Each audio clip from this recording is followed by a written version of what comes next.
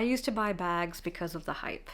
I was always looking for the bag that was trending, that I thought I absolutely must have, whether it was for the color, the shape, the season's it bag. I was completely influenced. But that all changed a few years ago when I finally put like a pause on shopping, and honestly, it has changed how I shop forever. So today I'm breaking down why I stopped buying trendy bags and what I actually buy instead. So if you have ever regretted a viral purchase, then this is for you. Today's video is definitely going to be a little bit more of a chill, chatty one. Grab your coffee, grab your glass of wine, and let's get started. So here's the thing that no one really talks about when it comes to trendy handbags. They're really designed to feel exciting now, but they're not exactly future-proof.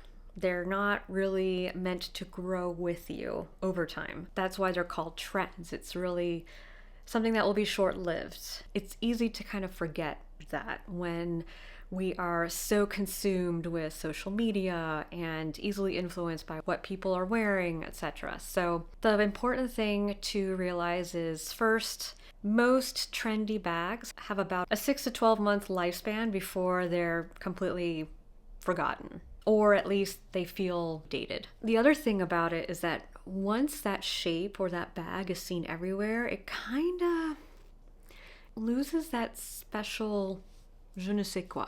You know, it just kind of loses its special feeling. The second thing is that usually cost versus longevity, well, they don't really add up. I was spending hundreds of dollars, sometimes thousands of dollars, on bags that I stopped reaching for. Even after one season, maybe after a year. They weren't bad bags, they just weren't lasting in my life, if that makes any sense. The third thing that I noticed about trendy bags is that styling became harder. Over time, as I would get dressed, etc., I just found it very difficult to style the bag. And trendy bags, honestly, probably only work with like one outfit. Probably the outfit you were wearing when you bought the bag. Once my style evolved, it basically didn't evolve with me and it just sat in my closet. I have a couple of examples too. I was really obsessed with the Prada Cahier bag. I loved that it looked so unique. It looked like a book.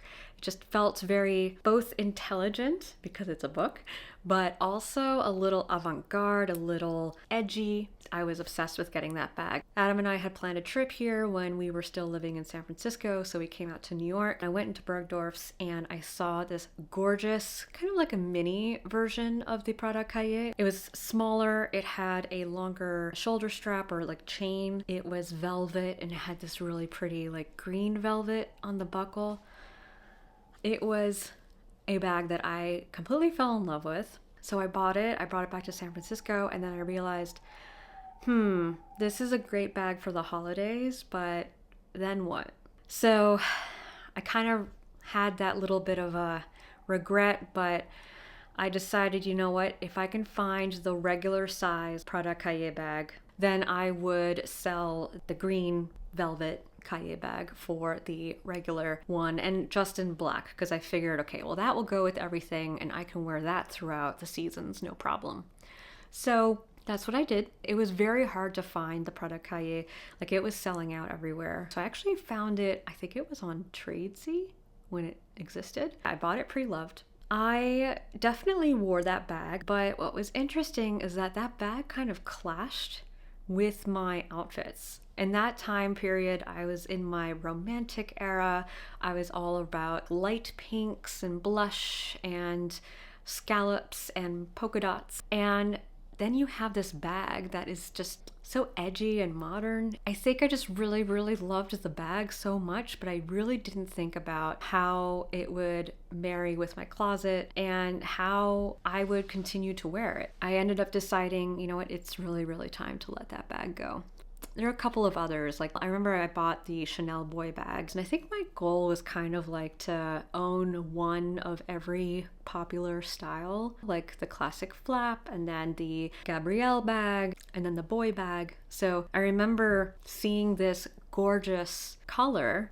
It was like this burnt orange slash rust color with gunmetal hardware. So once again, kind of edgy. It also had like the stitching. I'll show a photo of the bag. It was definitely a very, again, unique bag. I wanted the bag that a lot of people had, but I wanted my own twist to it so that it still felt unique, still felt special. Once again, it's not like I owned orange in my closet. It was one of those things where I was like, okay, well, maybe if I wear an all neutral look, then I can have the bag be like the pop of color, things like that. And sure, that definitely worked for some outfits, but I just found myself really not gravitating towards it. Again, I think I just really loved the bag for what it was, but I just never thought about how I would be able to style it. So that bag also left my closet. And then the last one I remember was the Dior saddle, actually. And this one I was so disappointed.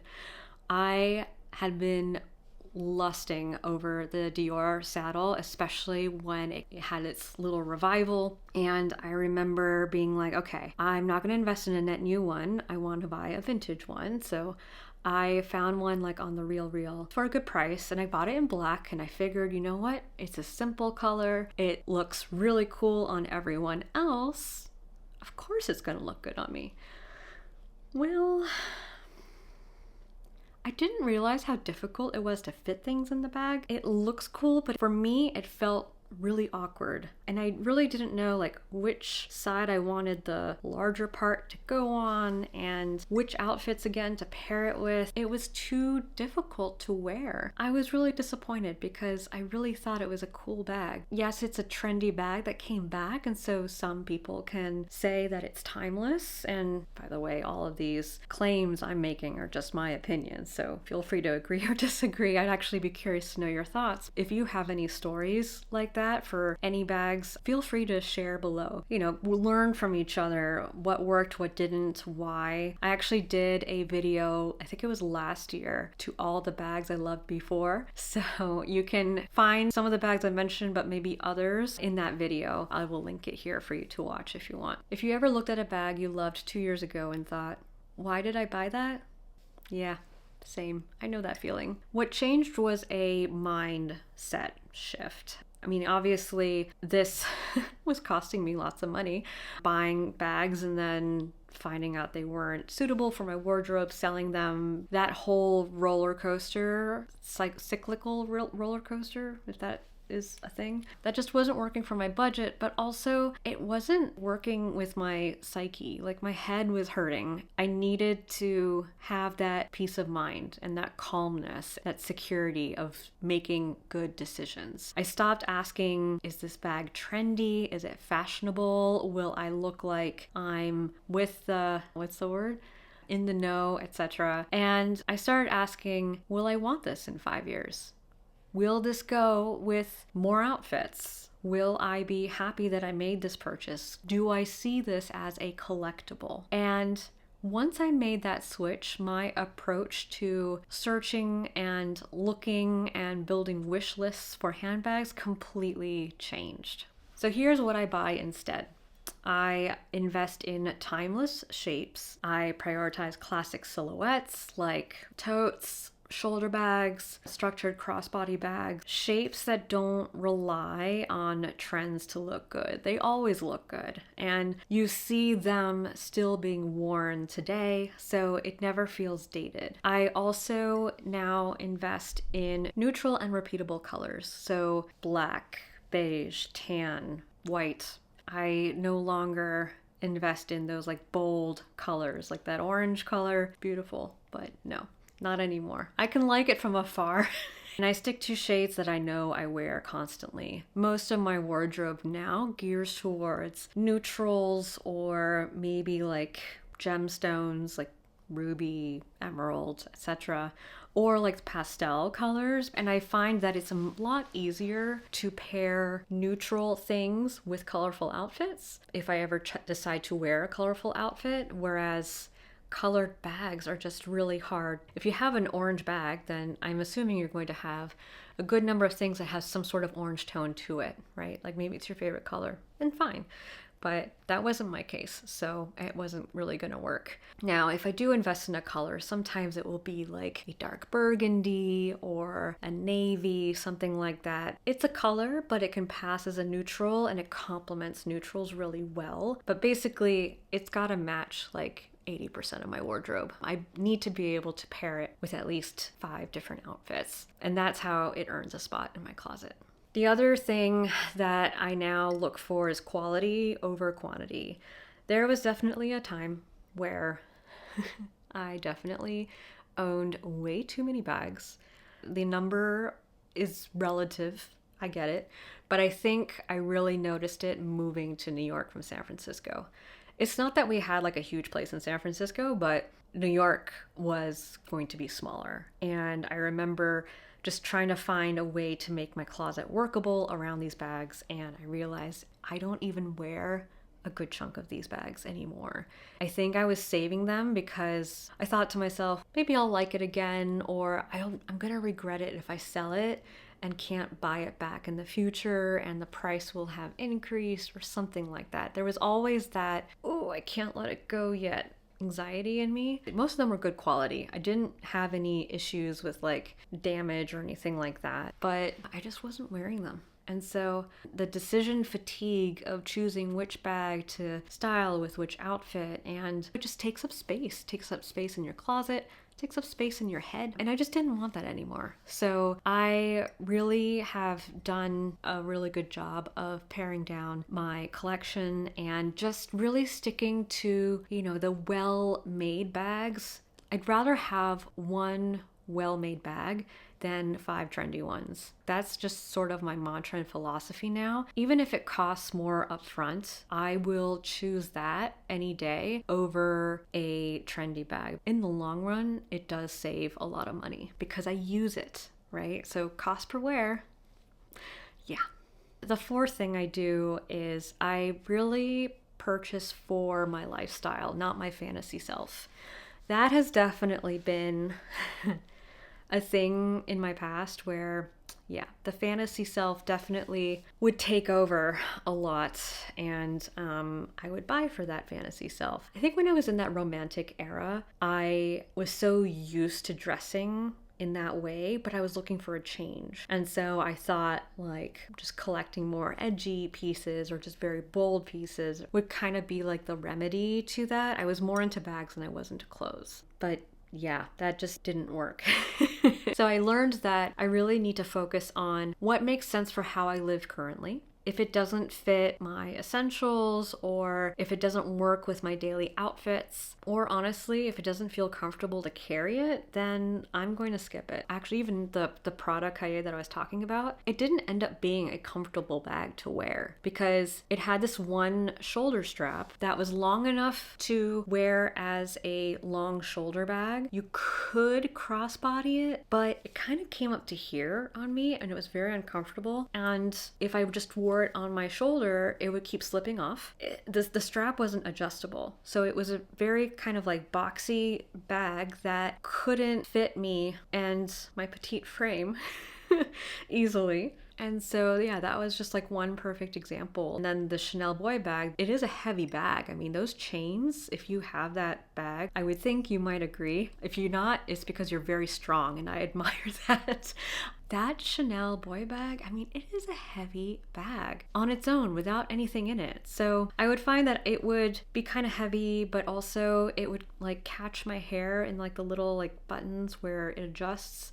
And it was just, ow, it would hurt. So nowadays it's like, it's gotta be practical. It has to be beautiful, but it has to be practical. It has to be functional with how I'm living today. Some of my most used bags today are actually bags that I've had in my closet for years, and they still feel really relevant. So that makes me feel really good, and I also consider them to be pieces that hopefully one day I can pass down.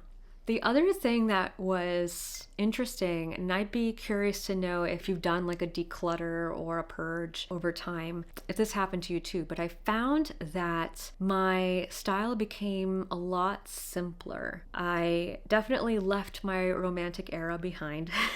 I guess it suited me for that time in my life, but it was a very difficult wardrobe to maintain and piece together outfits. It would just take so much time. So I noticed that not only did my bag choices become more classic, neutral, simple, so did my wardrobe. Honestly, it's become a lot easier to get dressed. It's also liberating in a way that I now feel more confident in my purchases, and I don't feel that constant urge to keep up with the trends. It's not about avoiding trends completely. Once in a while, if I'm really loving it, then I can buy into it, but I will really make some conscious decisions, and I will make sure that I have all of my basics first as a foundation before I start thinking about adding bits of color or like a trendy piece. The whole idea is that I don't want my wish list to have like a bunch of trending bags. Instead of chasing the new trend, it's really about building something that will last.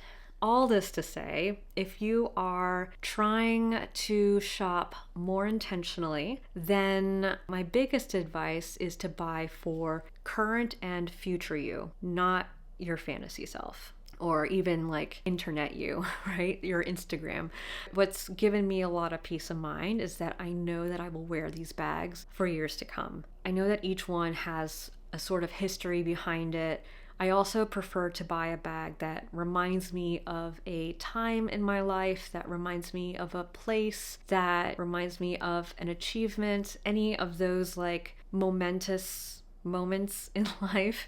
I want to attach some story behind it. I'm 100% a huge fan of vintage, as you all know, and so I love to know what story they carried before they came into my hands. Just slowing down and really thinking about those things has really helped me make better decisions. If you're interested, I actually have a bag checklist. If you're looking to declutter your collection or even just give it a refresh and you know that it will mean letting go of some bags, I would check out the checklist because it really gives you step by step how to make those decisions with peace of mind and with confidence. This is kind of like my tried and true way of navigating that. So I will link to it down below in the description box so that you can download it, use it, let me know if you like it, if it helps you in any way. So if you're trying to shop more intentionally, then I would suggest slowing down and buying for the current and future you, not your fantasy self, not your internet self. I'd love to know, what are the bag purchases that you regret in your past? Which bags were they? Why did you regret them? Let's discuss them. Let's share our stories. I think it will be helpful for each other to learn from each other. If this video helped you rethink your shopping habits, then give it a like because that will really help my channel. But also, if you're not already subscribed, go ahead and click on that subscribe button and notification bell so that you receive alerts whenever I upload new videos. Thank you so much, and I will see you on the next one. Bisous!